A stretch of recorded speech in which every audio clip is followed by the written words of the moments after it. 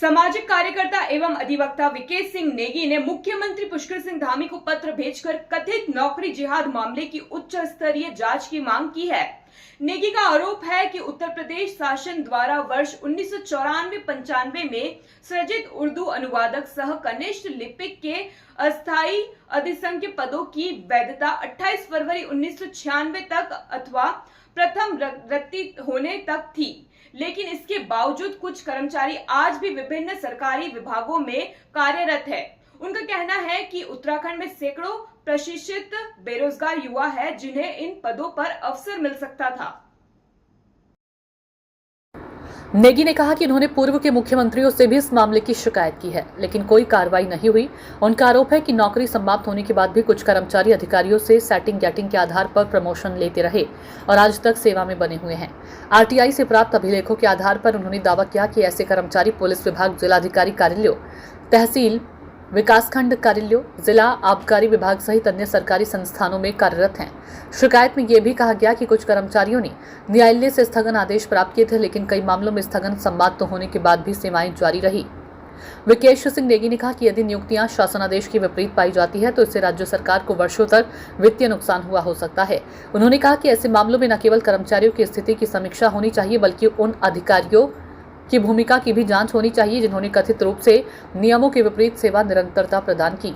उन्होंने मुख्यमंत्री से वर्तमान में कार्यरत सभी संबंधित कर्मचारियों की नियुक्तियों और सेवा अभिलेखों की उच्च स्तरीय जांच, पदों की वैधता और सेवा निरंतरता की समीक्षा तथा किसी भी वित्तीय अनियमितता या नियम विरुद्ध नियुक्ति की स्थिति में जिम्मेदार अधिकारियों और कर्मचारियों के खिलाफ कार्रवाई की मांग की है।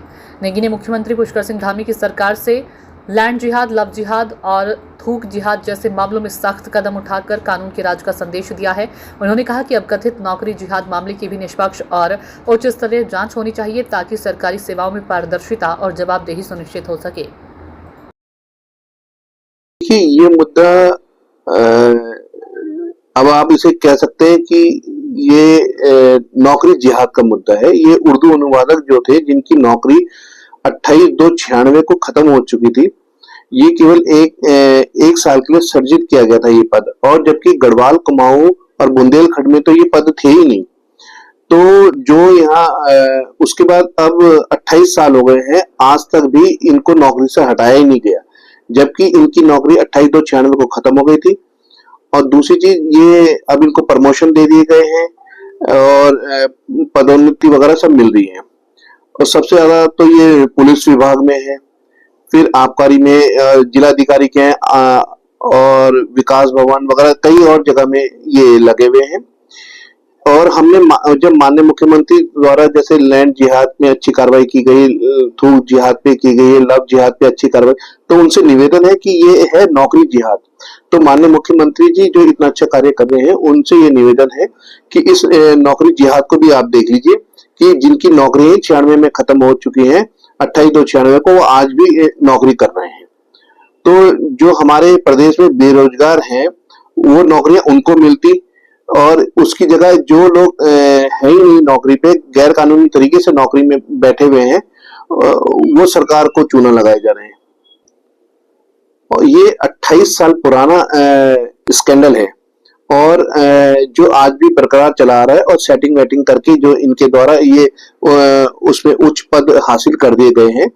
तो माननीय मुख्यमंत्री जी से निवेदन है कि इसमें संज्ञान लें, ये नौकरी जिहाद का मामला है, और वरना अगर यही चलता रहेगा तो ये आगे भी ये नौकरी में लगे रहेंगे, और फिर उसके बाद पेंशन लेते रहेंगे, जो सरकार के ऊपर बोझ बढ़ता रहेगा।